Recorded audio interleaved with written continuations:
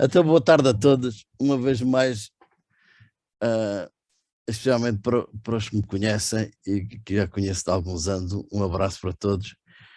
O meu nome é Francisco Costa, CT1 EAT, agora, quer dizer, agora desde há 9 anos em Inglaterra, Mike Zero Hotel Oscar Juliet, e antes de mais, o meu obrigado à REP e em especial ao Carlos Nora pelo convite e mais uma vez também parabéns pelo seu 96º aniversário, que é sempre uma data para celebrar naturalmente. Bom, eu lamento, não tenho o brilhantismo dos meus antecessores e há outra, gostava que esta apresentação fosse bem mais rica do que vai ser, mas mais que limitado no tempo, tive limitado no acesso à informação, que é sempre o meu problema, é estar longe e o que consigo desenvolver é normalmente o que consigo aceder online. Neste caso foi relativamente pouco. Ainda assim, dentro do possível, quero fazer esta apresentação e trata precisamente, como diz o nome, o casal Avilés. O Nora no programa adiantou já um bocadinho e era mesmo para ser surpresa, isto é, o casal Avilés era para despertar um pouco o interesse, bem que pelo sobrenome acho que toda a gente vai lá. Costa, eu tenho a impressão que muita gente nem sabe quem é, mas A sério? a sério. Se calhar. Vamos E a se ver. calhar o tema Faz a pergunta. Olha, tens a audiência no ar. Faz a pergunta. Alguém sabe que é o casal Avilés? Avilés com dois L, com dois Não L. sei, nunca ouvi falar. Estou curioso. É só do Benfica. Pois, o nome, digamos, o tema foi mesmo para despertar um bocadinho o interesse. Confesso que foi com alguma maldade não, com malícia, vá, que escolhi este tema precisamente porque, infelizmente, tratamos sempre um bocadinho mal a nossa história. E eu tenho tentado, enfim, dentro do que é possível, recuperar um pouco e embora agora já não sendo tanto de volta dos livros, mas eu acima de tudo, explorar na internet, tentar descobrir um pouco aquilo que é o passado do radioamadorismo nacional e que, por estar tão pouco desenvolvido e divulgado, estou a tentar recuperar um pouco desse passado. E então, precisamente, o tema é o casal Avilés. Porquê? Porque é um casal desconhecido, mas é um casal extraordinariamente importante no início do radioamadorismo em Portugal. Ok? E só estamos aqui reunidos a celebrar 96 anos foi por causa deste casal. Ok? Esse é que é um facto importante. Então, quem era o casal Avilés? Aqui estão eles, com as fotografias que foi possível encontrar. Ela, Piedade, ele, Eugênio. E casaram a 19 de abril de 1919. Que é uma data curiosa, que é 19 de 19. Só um mês é que é 4. E então, este casal hoje seria, como eles chamam aí, um power couple, ou uma coisa assim do género. Digamos, foi um casal muito importante, que teve um papel, pelo que eu consigo apurar, durante relativamente pouco tempo, ok? Mas acho que teve uma consequência que dura até os dias de hoje, ok? E por isso é que me parece que é importante a gente conhecer e saber quem foi o casal Avilés. Então começamos por ele, ok? Começamos pelo Eugênio. O Eugênio, na realidade, o seu nome completo era Aníbal Eugênio de Avilés. Nasceu em 1894. Ainda não consegui saber onde, mas palpita-me que deve ter sido por Lisboa, não sei, mas com toda a franqueza não sei. Note logo uma coisa importante, ok? É que nesta altura, estamos a falar do final do século XIX, o meu avô só tinha 2 nomes. E havia muita gente em Portugal que só tinha um nome. E não sei se todos vamos concordar com isto, mas enfim, eu lembro-me de uma crónica de Miguel Esteves Cardoso aí dos anos 80, não sei se recordam, da importância do nome e do tamanho do nome. E continua a ser, penso eu, ainda nos dias de hoje, uma coisa importante. E vejo aqui que ele tem 3 nomes, ok? 3 nomes para mim nesta altura penso que ele seria de uma família relativamente importante, ok? O meu avô só tinha 2. E penso, não sei, com o tempo espero lá chegar, mas neste momento ainda só tenho o nome. Como disse, nasci em 1894 e era militar de carreira. Penso do exército, mas também não afirmo categoricamente. O que descobri num documento que felizmente o Carlos Nora me enviou esta semana é que era tenente de ametralhadoras, literalmente com A, ametralhadoras. Portanto, suponho que seria do exército. Se calhar pela farda na fotografia poderá-se facilmente distinguir, mas sinceramente não sei. Pelo que pude apurar, tornou-se radioamador em 1924. O indicativo inicial foi Papa 1 Alfa Eco, que mais tarde, e para os que estiveram presentes na apresentação do ano passado, conseguem perceber a diferença entre Papa 1 Alfa Eco e Eco Papa 1 Alfa Eco e mais tarde CT1 Alfa Eco. O Papa, aqui o P representava Portugal. Isto foi, digamos, uma forma quase ad hoc que os países resolveram o problema dos indicativos, dos primeiros indicativos iniciais, no início do radioamadorismo, que não tinham prefixo, ok? Somente havia um número e um sufixo, que rapidamente se esgotava, e havia depois a confusão, que era todos os países podiam se confundir facilmente, porque só tendo um número e o sufixo. Então, inicialmente foi, digamos, quase ad hoc, os países criaram um sistema de prefixos que era baseado no nome, daí o P de Portugal, que mais tarde, para se extinguir, porque facilmente esgotava as letras do alfabeto nos países, digamos, as letras eram 26, os países muito mais, e então alguém teve a ideia, não, então vamos pôr mais uma letra antes para designar o continente. Então seria Europa, Portugal 1, Alfa Eco.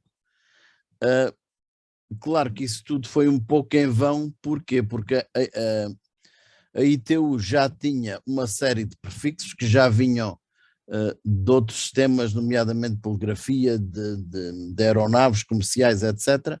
E então, mais tarde, portanto, digamos assim, de uma forma geral, o Papa 1 durou até 1927, o Eco Papa foi de 1927 a 28, foi ali um curto período, e de 29 em frente já vigora o CT1 Alfa Eco.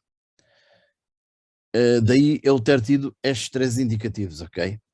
Outra coisa curiosa que eu noto no indicativo, e que não sei se é coincidência, ok, ou não, é o facto das 2 letras serem precisamente as primeiras letras do próprio nome, portanto, Eugênio Avilés, ou Avilés Eugênio, neste caso. Não sei se terá sido coincidência. Parece-me um pouco estranho, mas não tenho elementos para afirmar categoricamente se é coincidência ou não. Ok? Um facto é este. Esse sim é um facto. Também poderá ser Aníbal Eugênio. Também poderá ser Aníbal Eugênio. Bem visto. Bem visto. Se foi digamos, uma coincidência muito estranha. Quer dizer, eu acho que é demasiada coincidência, mas pronto. Neste momento é só conjectura. Porquê? Porque inicialmente, por exemplo, na Madeira, os primeiros papas que houve lá, Papa 3, eram as iniciais do nome. Ok? No continente, que eu saiba, foi sempre por ordem alfabética. Mas lá está, não deixa de ser estranho aqui. No fim de contas, até pode ter sido só coincidência, mas realmente coincidiu com o nome dele. Ia dizer que um facto que é incontestado é este, é que contrariamente a muitos outros indicativos que existiram na altura e que foram reatribuídos, e estou a falar já da série CT, o CT1 Alfa Eco nunca foi reatribuído, ok? É raríssimo, ok? Há mais algum outro, mas desta altura, dos anos 30, é raríssimo, se não inédito, o indicativo não ter sido retribuído. E isso acho que não é coincidência. Okay? Isso acho que não é coincidência. Ora, vê-se nitidamente neste indivíduo uma característica de serviço público, do próprio empreendedorismo, no sentido que ele, quando mais tarde funda a rede dos emissores portugueses, em 1926, já antes tinha sido presidente de duas outras associações.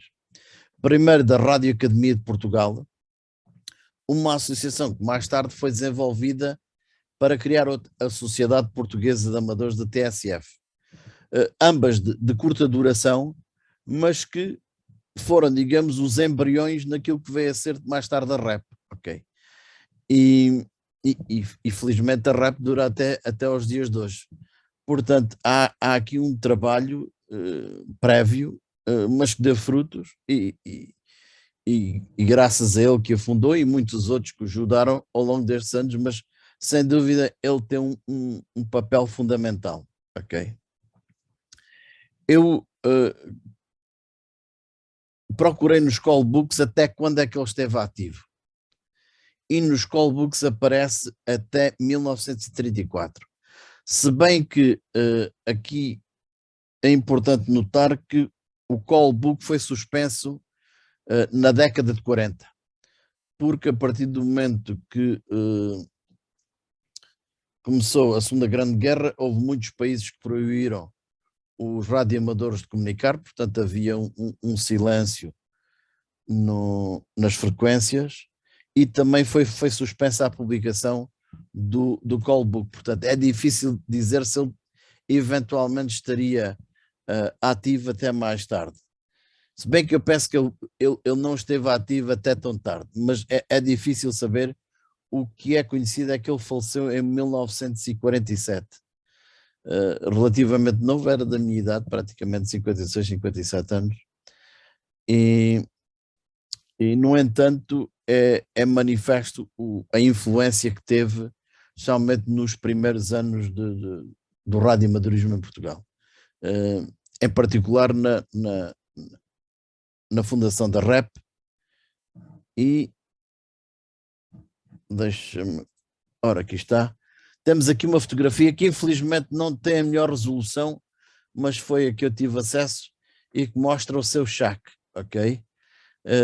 Nota-se também nitidamente várias QSLs coladas na parede, daí o termo que ainda muitos hoje em dia usam de wallpaper.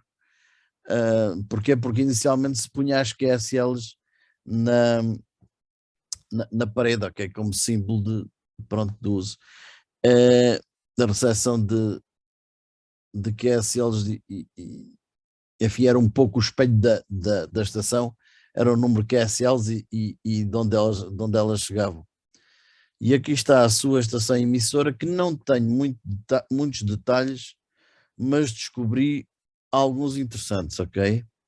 Um deles é o esquema do emissor, ok? Este é o esquema do emissor de Papa 1 Alfa Eco de 1926. Eu não sei se consigo... Ops, desculpem lá, já avançou isto mais que eu queria. Ok. Como é que eu agora consigo... Ora, só um momento, quero chamar aqui outra coisa. Anda cá, se queres agora. É aqui. É aqui. Eu consigo... Não, não é aqui. Desculpem lá, estou a tentar fazer uma coisa... assim é que é. Ora bem. É isto. Há um site na internet que vou... Penso que estão a ver, não estão? Conseguem ver? Eu tirei agora brevemente... Está-se a ver a página da minha rádio. Exatamente, pronto. Ótimo, obrigado. Era isto mesmo. E então, isto é um site que eu descobri na internet, que é muito interessante, ok? Que eu recomendo. A minha rádio tem muitos artigos, inclusive de radioamadorismo e escuta, ok? Também, maior parte dedicada à radiotelefonia, mas ainda assim interessante para nós. E então, ele faz aqui tem uma cópia de um artigo que foi publicado numa revista já há muitos anos, ok? algures aqui, agora não me recordo, mas enfim, faz a descrição do seu emissor, que era um emissor de 50 watts na banda dos 80 metros, em 1924, e depois descreve qual foi a sua primeira emissão, em março de 1925, isto pelas palavras do próprio, ok? Ou pelas linhas do próprio. É muito interessante, não vamos agora perder tempo com isso, mas é interessante a descrição dele, e é um dos poucos documentos que eu consegui descobrir na internet, feitos pela pena de Papa 1 Alfa Eco. Porque uma coisa que me estranha até hoje, ok, é que ele começa, e digamos, no final dos anos 20, é um período bastante ativo, mas, eu digamos, digo isto com algum cuidado, mas não deixa de ser estranho que a partir do final de 1920, 1930, praticamente desaparece o rastro de Papa 1, ou nessa altura já CT1 Alfa Eco, ok? E eu meço isto, entre aspas, pelo número de QSLs disponíveis, ou pelo menos que são do meu conhecimento. E a primeira, vamos começar por aí, a primeira que eu consigo encontrar é esta, de 2 de abril de 1926, ok? Para um colega americano. E é muito interessante, ok? Porque tem os dados naturalmente dele, da emissão do emissor e do receptor, e então diz aqui uma coisa muito interessante, já fez QSO com toda a Europa e América, só as zonas 1 e 2 e Porto Rico, ok? Estamos em 1926, isto devia ser uma coisa espantosa, quer dizer. Esta é a QSL mais antiga que eu conheço, ok? Pedi a vários colegas numa outra listagem que eu participo de colecionadores, e de todas as que me enviaram, esta é a mais antiga, que não é muito mais antiga que esta, ok? Esta é de maio de 1926 e é com outra cor ligeiramente. E nesta altura, mas já é outra impressão, ok? Esta, abril de 1926, ok? E esta já tinha QSO DX América 1, 2, 3, 8 e 9, Canadá 1, Porto Rico, Brasil 1, 2 e 6, Nova Zelândia, África e Europa, ok? E nesta altura, claro, não havia QRZ.com, a própria QSL é que fazia a bio do operador, o que é muito interessante. Portanto, vejam que uma QSL, um mês, nem tanto depois, lá está, a QSL pode ter sido impressa muito depois, não é? O QSO é que é ligeiramente um mês e pico depois. E tem toda esta informação. Só já agora uma nota, Costa. É que se tu notares uma diferença do primeiro para o segundo, eu já estava a olhar para isto, ele faz a descrição do receptor e não sei o que mais, e já aumentou aqui o número de válvulas. 2 válvulas, uma detector e não sei o que mais. Sim, ele faz uma descrição, portanto, como nós hoje em dia alteramos o equipamento, peço desculpa, um barulho aqui na rua. Como nós também mudamos o equipamento, eles naquela altura também, naturalmente, se fazia esse upgrade, e aqui já vai a 80 watts, 2 vezes 40, ok? No outro, 50 watts, que era o emissor original, ok? Este era o emissor original. E daí, e agora aqui um parênteses, por aqui conseguimos perceber o valor da QSL, ok? Se ele tivesse um registro no Logbook of the World, acho que não conseguimos perceber isto, ok? Isso é só uma opinião, mas pronto, falamos disso depois no fim. Ora, esta é a segunda. A terceira que eu consegui foi esta de 1928, e aqui já é um cartão completamente diferente, ok? Já tem uma fotografia com a Torre de Belém, já tem o primeiro logo da REP, ok? que era um bocadinho assim para o gruducho, e já tem, digamos, a informação já não tão completa sobre o emissor, ainda que tem aqui os 2 vezes 40, portanto é o mesmo outro, mas quando se toca a 10x, isto já está muito mais composto, ok? E então podemos ver já Porto Rico, Canadá, zonas 1, 2 e 3, Madeira, Uruguai, os Estados Unidos já de uma ponta à outra, menos o 0 que ainda não existia nessa altura, o Brasil também pelo jeito era tudo de 1 a 9, Nova Zelândia, Argentina, Finlândia, Chile, as Ilhas Feroe, África do Sul, e tem para aqui mais uma quantidade que nem chega a descobrir, Austrália, Tasmânia e etc. Portanto, é notório que fez progressos incríveis nesta altura. E eu estava a pensar nisto e que realmente aquilo, naquela altura era uma coisa impressionante, okay? Como é que em tão pouco tempo e digamos com condições tão limitadas e mais que a maior parte dos contactos eram nos 80 metros, quer dizer, como é que era possível fazer tanto? Lá está, não havia o QRM cá hoje, seguramente, mas ainda assim não deixa de ser notável. E lembrei-me de uma coisa, digamos, isto sozinho não ia lá, ok? Deve ter havido aqui mais qualquer coisa. Tiveste ideia ontem à noite, ok? E, nem de propósito, fui à internet e pesquisei os ciclos solares desde o princípio do século passado, ok? E então descobri este gráfico muito interessante e podemos ver que tiveram uma sorte bestial, quer dizer, ele começa praticamente no pico do ciclo solar, ok? No ciclo solar 16, 1927 é mais ou menos aqui, por esta altura, deve ter atingido o pico em 1928, não era um pico muito grande, podemos compará-lo quase ao nosso último, não foi assim brutal como os anos 60 e 80 mesmo, mas ainda assim foi no pico solar, ok? Portanto, isso seguramente teve uma influência decisiva e ainda bem que assim foi, porque em pouco tempo realmente teve e fez bastantes contactos, ok? Uma outra coisa interessante nesta QSL que podem reparar é a morada. E eu aqui já não sei se a QSL anterior tinha também, exatamente. Eu é que esqueci-me de referir. Costa do Castelo 15 Lisboa. Não sei se esta morada vos diz alguma coisa, ok? Costa do Castelo 15. Mas vê-se muito, muito, muito em todas as QSL dos primeiros anos, ok? Dos anos, final dos anos 20, 30, eu não sei se vou conseguir mostrar, pois agora não consigo, já sabia. Pois é. Ora, talvez assim consigam ver, ok?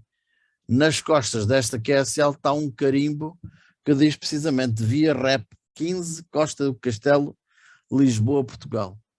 Isto é, a primeira morada da Rep era de facto a morada do casal Avilés, Costa do Castelo número 15.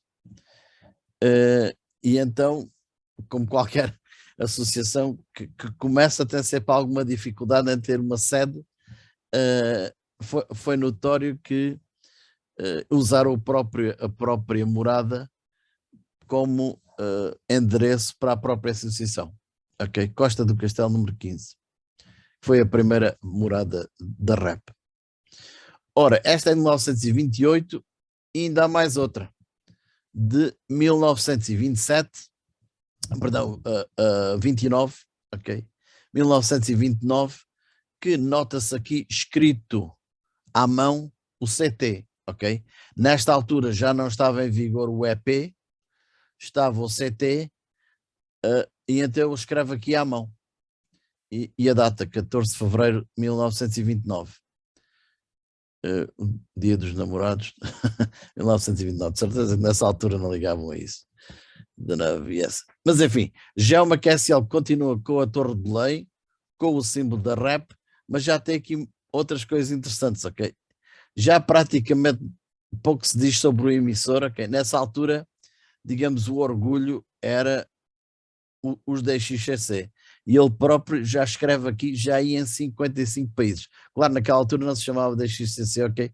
Isso só surgiu depois no pós-guerra, mas já ia em 55 países pelos critérios que, enfim, que eram usados na época. E já mencionava o WAC. Exatamente, já lá ia. Mas bem visto, Carlos. Exatamente. O WAC, ou World All Continents, foi o primeiro diploma que existiu no radioamadorismo, ok? Que não era promovido pela Liga Americana, mas pela IARU, que ainda hoje se mantém. E então eu já tinha o WAC, que era na altura, era aquilo que todos queriam ou almejavam obter, sendo que o Polo Sul não contava, ok? A Antártica não contava. Mas vejam aqui na parte do DX, ok? Toda a Europa, Açores e Madeira, Açores pelo jeito não contava para a Europa, Canadá, Newfoundland, Bahamas, México, Nicarágua, Porto Rico, Cuba, Costa Rica, Estados Unidos, todos os distritos, Argentina, Brasil, Chile, Paraguai, Bolívia, Peru, Uruguai, Venezuela, toda a América do Sul e praticamente tudo, Egito, Cabo Verde, Canárias, Norte e South África, Moçambique, Iraque, Austrália, Tasmânia e Nova Zelândia, Tahiti, ok? Tahiti, impressionante, ok? Impressionante. E a única coisa que eu tenho, e esta felizmente é minha, ok? As outras é de colegas, mas esta é a melhor coisinha que tem na minha coleção, é esta que é a selo, ok?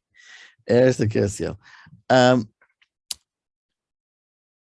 Ia dizer que, infelizmente, apesar de ter pesquisado todas as coleções que há online e ter pedido a colegas nas listas que faço parte, infelizmente não me foi possível localizar nenhum outro cartão de CT1 Alpha Echo, que não deixa de ser estranho, ok? Para quem esteve no Call Book até tão tarde, não conheço uma QSL de CT1 Alpha Echo, mesmo lá impresso CT1 Alpha Echo. O que é uma pena, que seria muito interessante, mas dá a ideia que a sua atividade ou terá declinado, ou então, não sei, acho muito estranho não aparecerem QSLs depois desta, ok? É a mais antiga que conheço, é a minha, mas é uma QSL muito interessante, ok? Muito interessante. Foi enviada por um colega americano e já se pode ver aqui com os indicativos e prefixos atuais, ok? Isto sobre o CT1 Alpha Echo, sobre o Eugênio. E então a Piedade. Então vamos falar um bocadinho sobre a Piedade. A Piedade, realmente, o nome completo era Maria da Piedade Pita de Avilés, ok? Mais uma vez um nome extenso, sendo que nas senhoras era relativamente normal, porque adotavam o nome do marido, como algumas ainda fazem hoje em dia, e o nome ficava sempre mais extenso. Mas lá está, a minha avó também só tinha 2 nomes, e ela tem aqui pelo menos 3 fora do marido, portanto não devia ser de origem muito humilde, ok? Até porque há aqui outro pormenor interessante, já lá vamos. É nascida no mesmo ano que ele, ok? É curioso, 1894, e tornou-se radioamadora em 1920, e aqui é que eu não sei precisar. Imagino que terá sido 25, 26, por aí, mas sinceramente, ou um ou outro ano. Mas não sei precisar neste momento, não consegui descobrir exatamente para dizer quando, ok? Mas foi seguramente por aí, até porque o primeiro indicativo é precisamente Ecopapa. Portanto, Ecopapa terá que ser pelo menos em 1927. Mas eu suponho que ela terá sido, ou terá-se tornado radioamadora antes. Mais tarde foi CT1 Bravo Eco, ok? Há umas semanas ou uns meses atrás, eu não me recordo, quando eu escrevi um artigo sobre ela, dizia que tinha sido a primeira radioamadora portuguesa. Mas há dias descobri mais do que isso, ok? Mais que ter sido a primeira radioamadora portuguesa, foi de facto a primeira radioamadora na Península Ibérica e seguramente uma das pioneiras a nível europeu. Muito provavelmente, e com toda a segurança, acho que podemos dizer isso, motivada pelo próprio marido, ok? Terá sido o fator determinante em ela se ter tornado, podiam compartilhar a estação, E há outro pormenor importante, ok, que eu acho que foi a garantia dela ter sido uma rádio amadora e, digamos, numa altura. Ainda hoje, as Young Ladies são raras nas bandas. Naquela altura, seria com certeza um achado. Mas ela quer-me parecer que tinha um fator que muitos poucos teriam naquela altura. Estamos a falar no início do século passado, em que a língua dominante, a língua internacional dominante, ainda é o francês. Ok? Ainda é o francês. No entanto, ela escreveu há 90 anos um artigo na revista americana, na QST, que tudo me leva a crer que foi escrita em inglês. Ok? E saber inglês naquela altura acho que não era uma coisa assim tão trivial. Ok? Portanto, pensa-me que era uma pessoa com alguma, dia mais que isso, com uma cultura fora do comum, e naturalmente isso terá ajudado no radioamadorismo. Isso creio que explica parte do sucesso e também a razão porque ela, com o marido, fundou, ela era a secretária e era também a manager do QSL Bureau da Rap, ok? Foi a primeira secretária e manager do QSL Bureau. Portanto, tinha cargos acrescidos. Tal como o marido, consta no call book até 1939. Depois disso, não consegui descobrir, e mais uma vez, pelas mesmas razões que o marido, o call book foi suspensa em 1940, e quando é mais tarde, no final dos anos 40, já não aparece, ok? No entanto, é natural que com a morte do marido, em 1949, imagino que o seu interesse deve ter esmorecido, ok? Deve ter terminado. Até porque, tal como o marido, também não conseguia encontrar QSLs muito, isto é, não conseguia encontrar QSLs dos anos 30, ok? Só dos anos 20. Casou mais tarde, em 1949, com um sujeito americano, e lá está, uma vez a língua, aí também pode ter sido um fator determinante, e veio a falecer a 22 de abril de 1977 com 82 anos. Portanto, teve uma vida relativamente longa, mas não consta que tenha sido radioamadora após os anos 30, ok? Há também algumas QSLs dela, ok? E desde logo esta é talvez a mais conhecida porque tem uma fotografia, enfim, numa pose que hoje diremos que é um pouco estranha, mas devia ser, tal como o corte de cabelo, o hábito da época. Esta é uma QSL de escuta apenas, não diz que foi feito o QSL, diz apenas que foi recebida, e note que está em português, ok? Não era uma coisa muito comum, mas esta está escrita em português. Esta QSL tem o carimbo lá do outro lado, em 1927, ok? Mas aqui, claramente, o indicativo é que Papa 1, Bravo Eco. E aqui o Bravo Eco, decididamente, não parece ter tido nada a ver com o nome e foi apenas atribuído de uma forma sequencial, ok? Há mais duas, digamos, também dos anos 20, 1927, e esta sim, esta já é uma QSL de um contacto, ok? Já fala aqui num emissor, mas diz apenas 5 watts, ok? O que pode ter sido um engano, ou poderá ter sido assim, enfim. Quer-me parecer que terá sido o mesmo do marido, portanto devia ter os mesmos 50 watts, mas enfim. E é curioso, mais uma vez, ver referido aqui os números do DX, toda a Europa, Madeira, Estados Unidos, zonas 2 e 4 e a Nova Zelândia, ok? Convenhamos, para o final dos anos 20 devia ser uma coisa espantosa, ok? Ainda hoje é, quanto mais naquela altura. Há uma outra QSL muito parecida, ok? Feita, esta é de 25/11 de 27 e esta é de 24/12. Quero-me parecer que é um 12, ok? Que seria véspera de Natal, 1927. Mas nota que neste período aqui tinha 2 e 4, os distritos 2 e 4, e aqui já diz 1, 2, 3 e 4. África, Nova Zelândia, etc. Naquela altura, naturalmente, era um motivo de orgulho poder afirmar, pronto, que era um DXer bem sucedido, e isso era bem patente na QSL. Depois desta data, mais uma vez, não consigo encontrar QSLs nem na internet, nem nos colecionadores que conheço, nenhuma QSL da CT1 Bravo Eco. Consta, como digo, no callbook, mas QSLs não. O que, mais uma vez, me parece algo estranho. Na QSP, que tenho andado nas QSP, perdão, tenho andado a ler e pesquisar, encontrei esta foto que foi publicada em 1934, portanto, claramente nessa altura ainda estavam ativos e envolvidos no radioamadorismo, e em que se vê os dois aqui, o Eugénio, este, e a Piedade, junto mais aqui os distintos colegas e convidados que tinha sido nesta ocasião para receber um colega brasileiro, ok? Foi aqui um jantar de gala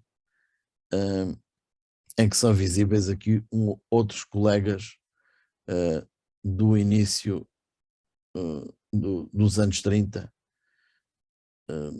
Enfim, talvez alguns deles deixaremos para outras apresentações, ok?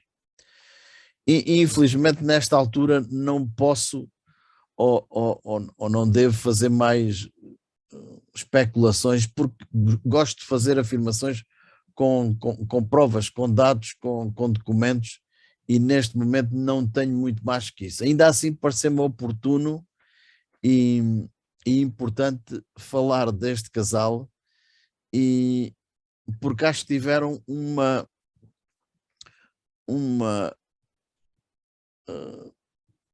como direi, uma contribuição fundamental no radioamadorismo em Portugal, ok?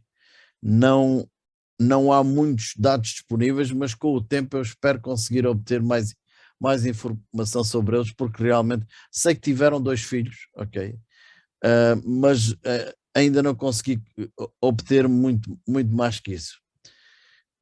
Entretanto, agradeço nesta pequena apresentação, especialmente ao Carlos Nora, que contribui com alguns elementos. O arquivo histórico é a 4DO, aqui nos vizinhos Eco Alfa, também tem muita informação, embora online não. Penso que é só. Sexta-feira estou a trabalhar. Ok. Há outra organização muito importante, que é a DOCOFUNC, que pretende preservar a história do radioamadorismo internacional. Tem muita documentação, mas realmente aqui ajudaram com algumas QSL, mas não têm mais do que disponibilizaram. E outros colegas, nomeadamente o Tony, o Pete, o João Luís, o Gerardo, o Tom e o Eric, que são os grandes contribuidores numa lista da qual faço parte, de colecionadores e de investigadores de radioamadorismo, em particular de QSLs. E, mais uma vez, aproveito a ocasião para renovar o meu apelo e o meu pedido. Por um lado, convidar-vos a visitar os 2 sites que organizo, que é o QSL Portugal e o QSL Ultramar, e dentro dos possíveis, quem puder colaborar, agradeço o máximo, porque a história perde-se, ok? Se não for documentada, se não for devidamente organizada, torna-se muito mais difícil depois fazer apresentações como estas, ok? E mais uma vez refiro que eu também uso o Logbook of the World, é realmente muito útil e porreiro, etc.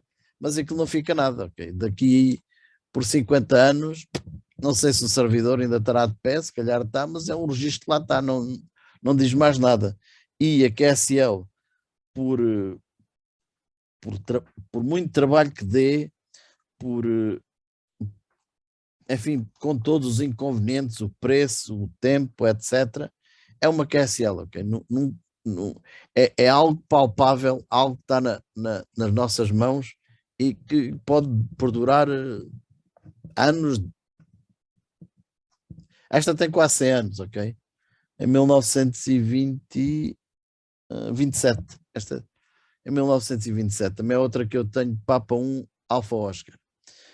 Uma QSL é uma QSL e nada em papel e nada a pode substituir, ok? Por isso eu apelo a todos que, mais uma vez, não deixem este património ir para a reciclagem. Se puderem, se conhecem alguém que, enfim, que tenha falecido, a família não sabe o que fazer aos cartões, por favor, colaborem comigo. Eu não necessito os cartões, basta-me apenas o scan. Se quiserem enviar os cartões, eu digitalizo. Mas penso que é um património muito importante que não se deve deixar perder e infelizmente às vezes isso acontece, ok? E portanto peço a vossa colaboração e caso tenham alguma dúvida, está aí o meu e-mail, ok? E pronto, lamento não poder dar mais elementos a esta altura, mas pensei e espero que, enfim, dentro das minhas possibilidades tenha contribuído para divulgar o Casal Avilés. Boa tarde a todos e particularmente ao Costa. Obrigado pela palestra. Entretanto, aproveitei para fazer algumas pesquisas enquanto estava a ouvir a palestra, e daí aparecer Costa nas câmaras, porque estava a utilizar o computador ali atrás, e consegui detectar o registro de batismo do Avilés. É fantástico. Eu daqui a bocadinho já o mando para ti e para o Nora. Será a prenda de aniversário da REP. Obrigado. Isso era E aqueles sites do Ancestor, tinha uma coisa dessa, certo? eu digo uma investigação em termos de de maneira que tem mais. Até temos que falar muito, até temos muito de falar. Tem mais facilidade nessa área. Que eu tenho mais para perguntar. Então eu, quando receberes o mail na volta do correio, fazes as perguntas. Já sim. E a informação que eu tenho concretamente é que ele nasceu no Porto, em Santo Ildefonso. E foi batizado lá em Santo Ildefonso, embora o pai fosse de Lisboa e a mãe de Braga, mas os avós viviam no Porto, e eram famílias bastante conhecidas pelos vistos, capitalistas, etc. E, portanto, estava aliás, a mãe, por exemplo, e em questão dos nomes, não era como o Miguel Esteves Cardoso falava que era só Zé, não é? Sim. A mãe chamava-se Cândida Augusta de Sá Pinto Abreu Sotomayor. Upa. Portanto, dá para ver que realmente eram famílias com algum estatuto social, e portanto ele foi batizado então em 3 de julho de 1894 em Santo Ildefonso. Fantástico. Muito obrigado por essa informação. Eu realmente já tinha pesquisado nesses sites mas quer dizer, eu não tenho, sou só um mínimo, digamos, não tenho acesso a muito. Epá, fantástico. Temos que falar, ok? Que eu tenho outros nomes em vista. Não, aliás, ainda há tempos, até creio que foi na palestra anterior, creio que no ano passado, que falaste de uma série de gente conhecida, e conhecida em termos da história do radioamadorismo português, e eu recordo-me quando comecei, já há muitos anos, como se pode notar pelo indicativo, embora fosse muito novo na altura, quando, aliás, fiz parte do primeiro lote de radioamadores que fez exame no Porto, depois de 25 de Abril. Portanto, mais concretamente em 1976, salvo.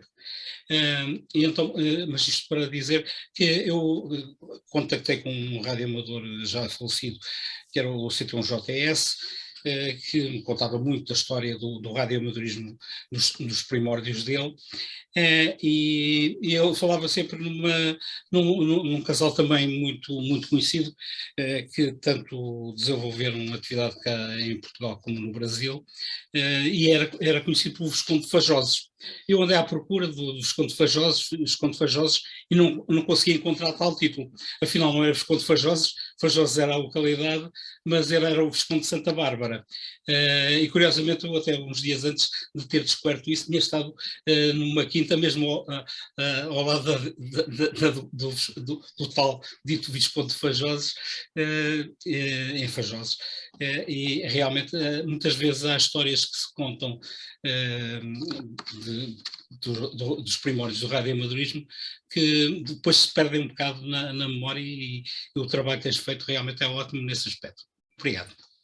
Obrigado, eu. E esta é um tipo de colaboração que eu aprecio muito, ok? Porque eu tenho, digamos, acesso, como todos, à internet, mas depois só o acesso não chega, é preciso saber andar nestes meandros, e esse da genealogia é um dos quais eu não domino, ok?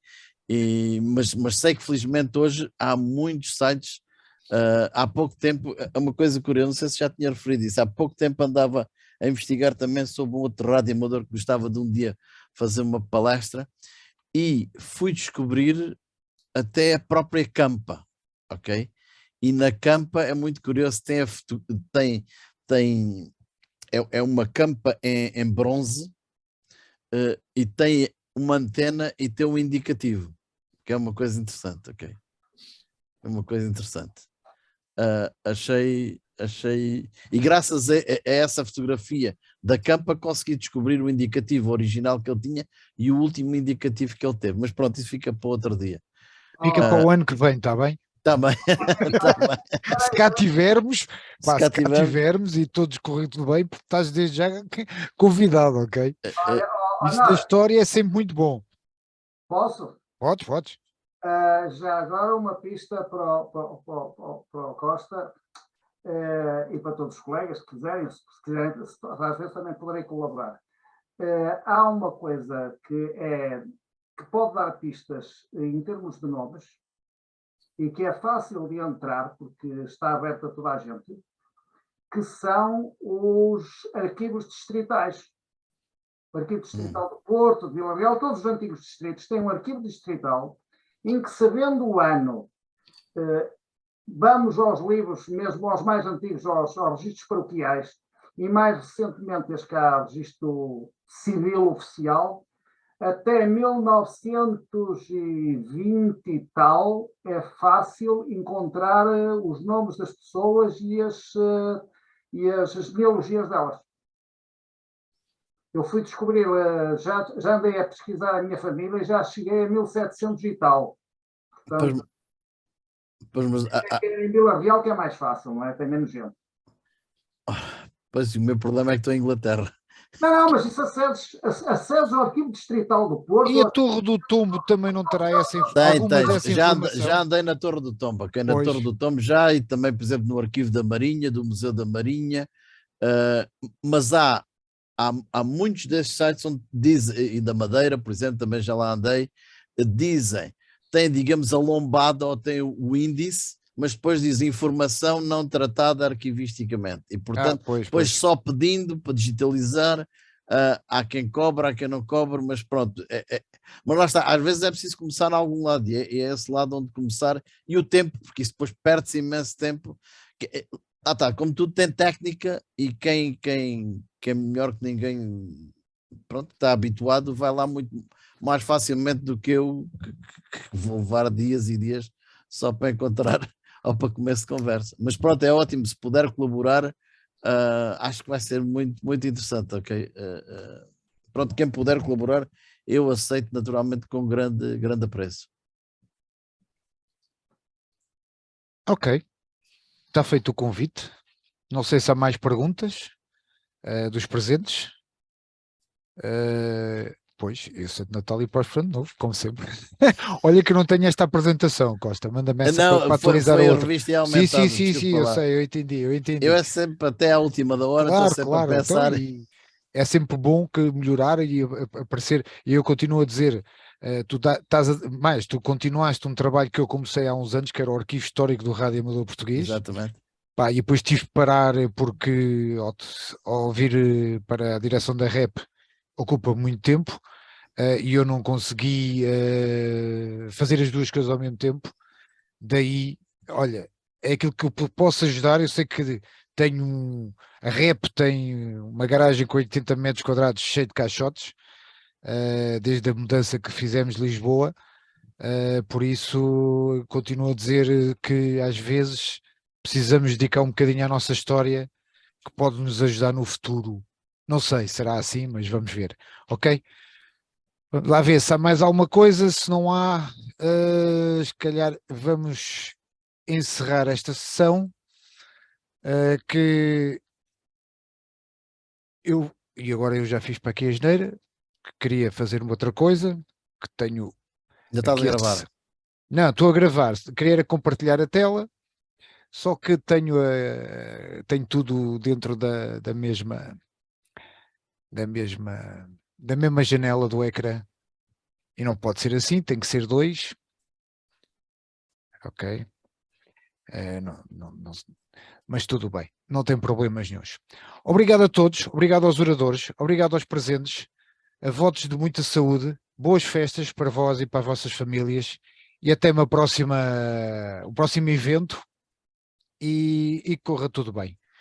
Há uma coisa que eu possa ajudar, sabem os meus contactos, sabem os contactos da REP, estejam à vontade para nos contactar. Obrigado a todos, uma boa tarde e até uma próxima. Boa tarde, abraço. Boa tarde a todos. Tchau. Até 3. Boa tarde a todos. Boa tarde, um abraço.